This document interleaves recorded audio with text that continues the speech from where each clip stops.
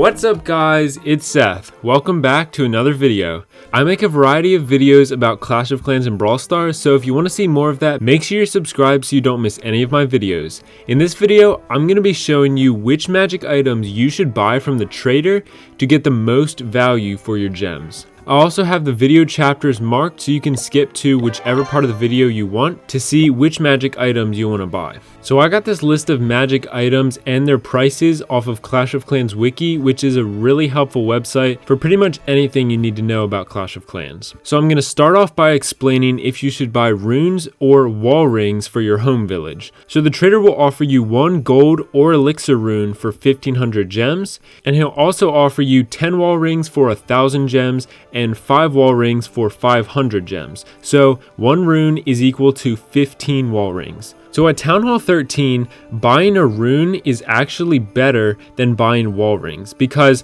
buying a rune will allow you to upgrade 3 walls, but if you buy wall rings, it'll only allow you to upgrade 2.5 walls. But then at Town Hall 12, 11, and 10, it's better to buy wall rings. They'll give you the best value. At Town Hall 12 with a rune, you can only upgrade 2 4/5 walls. If you buy wall rings, you can upgrade 3 walls. At Town Hall 11, you can upgrade 3.5 walls with a rune, 5 walls with wall rings. At Town Hall 10, you can upgrade 8.5 walls with a rune and 15 walls with wall rings. So if you're upgrading walls to levels 11, 12, or 13, definitely buy the wall rings. And at Town Hall 9 and below, it's not even worth wall rings, so don't buy wall rings from the trader, and you're better off buying runes. So if you're just going to buy runes not to upgrade walls but to use for other upgrades, the choice is really up to you whether you should buy them or not. It's definitely the fastest way to get resources, but it's not the most efficient, because with the amount of gems you spend on a rune, you could spend all those gems on some training potions and use those training potions to farm way more resources. So a rune is definitely good if you need resources immediately, but training potions over time will get you more value. And the same goes with the builder-based runes. They're not recommended, but if you want the resources immediately, then definitely buy them, but it's your choice. So there are a couple potions that you should stay away from and buy a training potion instead, and I'll tell you why.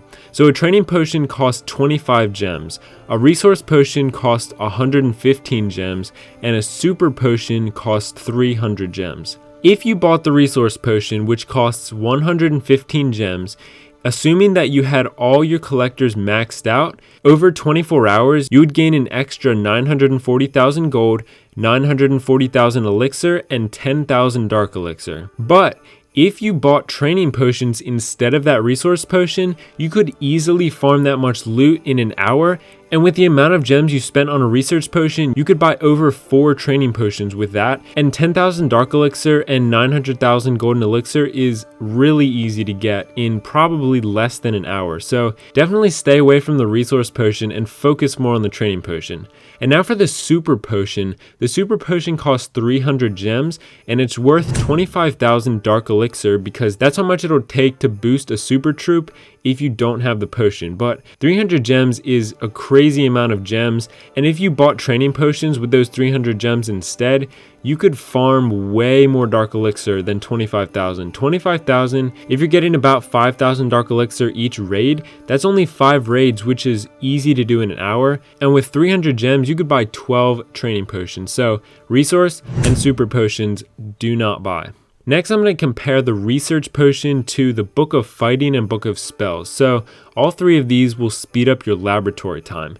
The research potion costs 120 gems and the books cost 925 gems. So if you have an upgrade that's more than 7 days, 16 hours, and 48 minutes, it's better value to buy a Book of Fighting or Book of Spells. But if you have an upgrade that's going to take less than 7 days, 16 hours, and 48 minutes, then it's better value to buy research potions. Alright, now let me talk about hero potions and power potions.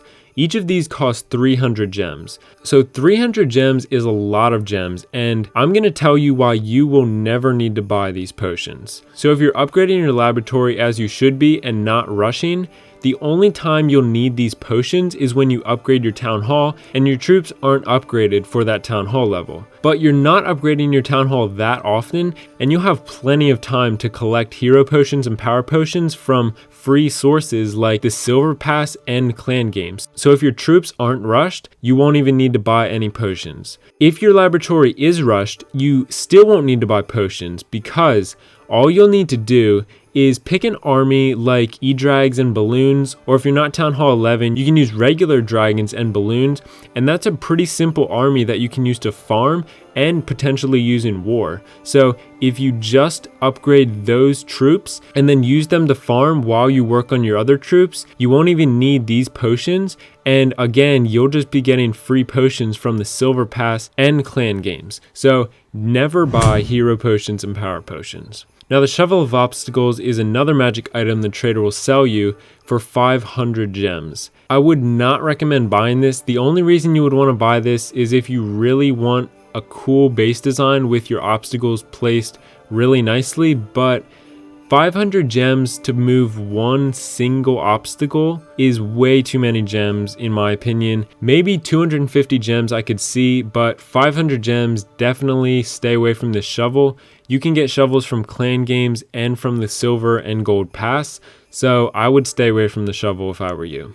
So now the Book of Heroes. The Book of Heroes is also sold for 500 gems. So the Book of Heroes is cheaper than using gems to finish a hero upgrade if the time remaining is at least 2 days, 22 hours, and 53 minutes in the home village and 1 day in the builder base. So if you really need a hero to finish and it's longer than just about 3 days, then you can go ahead and buy this book. While it's not the greatest value, it's still pretty good value if you need to finish a hero upgrade. Okay, so I'm going to compare the Builder Potion to the Book of Building. So the Builder Potion is 285 gems. The Book of Building is 925 gems. So the Builder Potion will boost for 10 hours, and assuming you have all 6 builders working, it'll take off 60 hours or 2.5 days. So the Book of Building is 3.2 times as valuable as the Builder Potion. So if you multiply 2.5 days by 3.2, that's 8 days that the Builder Potion will take off. So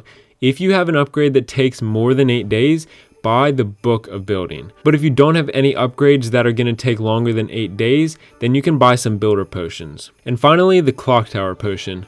The Clocktower Potion costs 75 gems, and there's really nothing to compare it to because this and runes for the builder base are the only magic items the trader sells for the builder base. So this is good value if you focus on the builder base. If you don't focus on the builder base like me and you care more about the home village, I wouldn't recommend buying the Clocktower Potion or any builder runes. So you can probably stay away from that unless you're really committed to upgrading your builder base. So now I'm going to tell you the best magic items and the ones that you should definitely not buy because they have the worst value. So the best magic items are the Training Potion, which is probably my #1 magic item. The Training Potion is really useful for farming loot fast, and you can get so much value out of this Training Potion. Next is the Wall Rings. Wall Rings will get the most value at Town Hall 10 or upgrading to level 11 walls. So like I said earlier, Town Halls 12 through 10 are the only town halls you should buy wall rings at. Town Hall 9 and below, buy runes. Also at Town Hall 13, buy runes instead of wall rings.